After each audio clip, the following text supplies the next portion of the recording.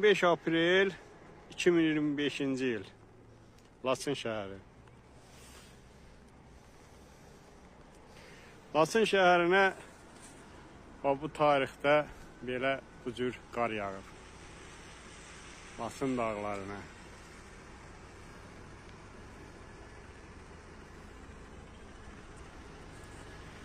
Sanki 30 ildən sonra əsirlikdən azad olmuş Laçın öz azadlığının dadını çıxarır.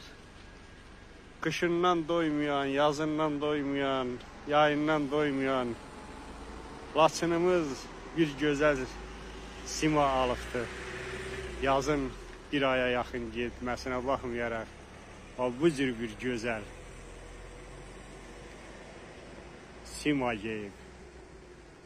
Allah Taala bu gözəl vətəni bizə çox görməsin. Amin. Allah bütün şəhidlərimizə rəhmət eləsin, qəbirləri nurla dolsun. Allah Ali Baş Komandanımız İlham Əliyevə uzun ömür, can sağlığı versin. Amin. Aprel ayının 15-i yağan Qarabağ.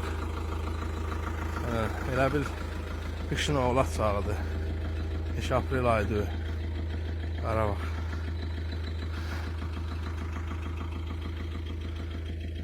Elə bil qışın oğlaq çağıdır.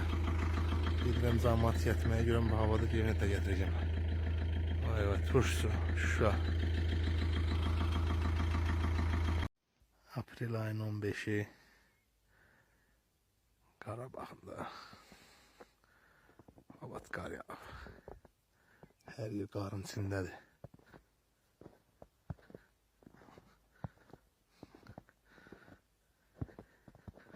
Dərə aşağı bütün Laçından gələn yoldur.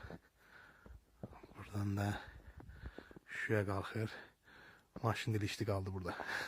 Qoca təcil qayıdacaq.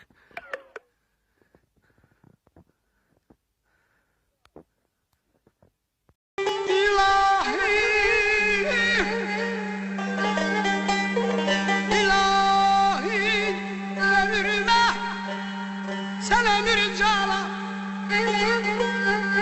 ilahi ömrüme gel ömür cala koyma ümitlerim kuş olup sola ay durup tek başıma düzelir yola